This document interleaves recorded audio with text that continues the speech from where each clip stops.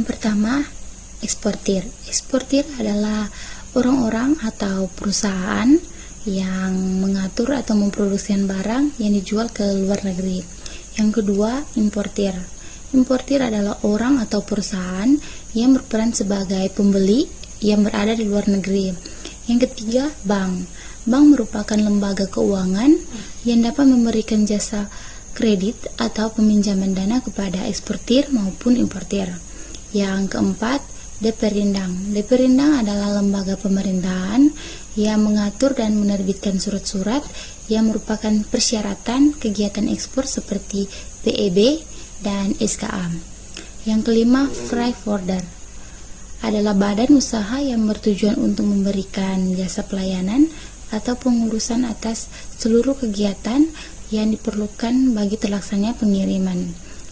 Yang keenam, ekspedisi muatan kapal laut atau EMKL.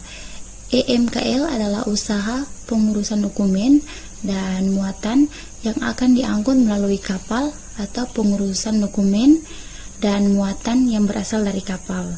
Yang ketujuh, perusahaan asuransi. Perusahaan asuransi adalah perusahaan yang bergerak di bidang pertanggungjawaban dalam kegiatan ekspor ini. Perusahaan ini menanggung risiko keselamatan barang dari eksportir sampai dikirim kepada pihak importir.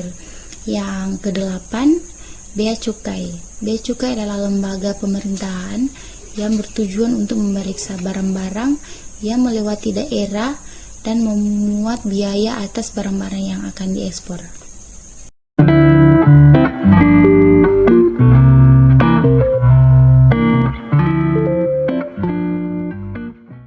Kita masuk yang pertama, korespondensi. Dalam korespondensi, eksportir mengadakan korespondensi dengan importir luar negeri untuk menawarkan dan menegosiasikan komoditas yang akan dijualnya.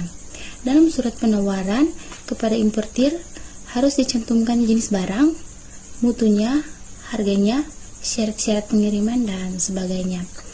Yang kedua, pembuatan kontrak dagang.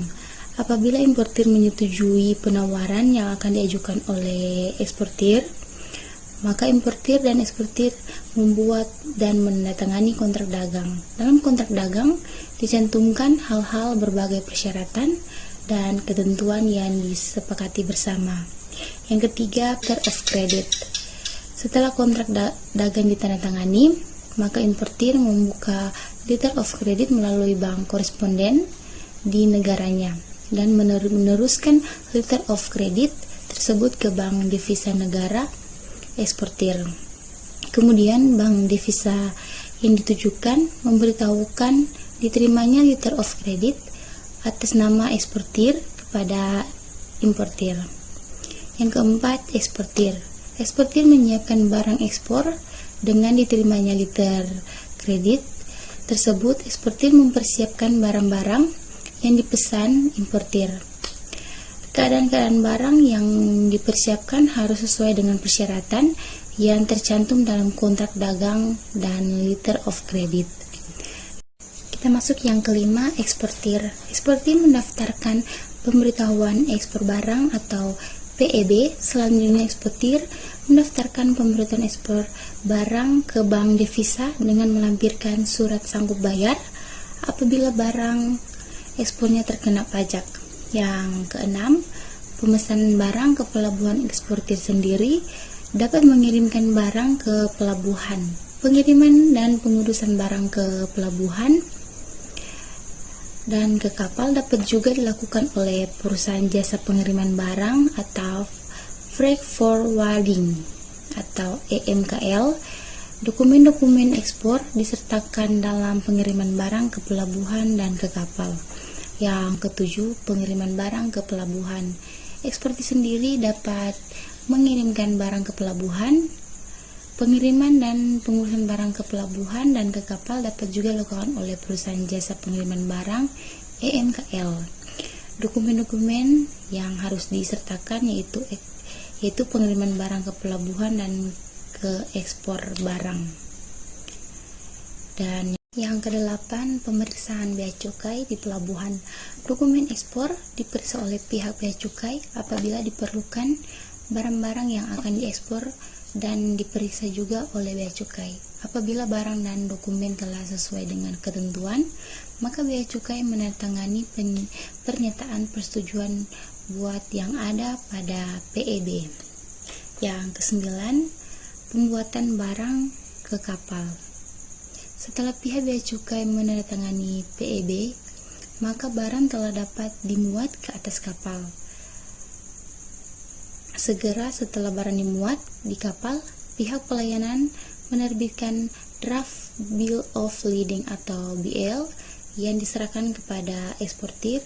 Setelah itu, eksportir menukarkan mid repeat dengan Master Bill of Lading atau Host Bill of Lading.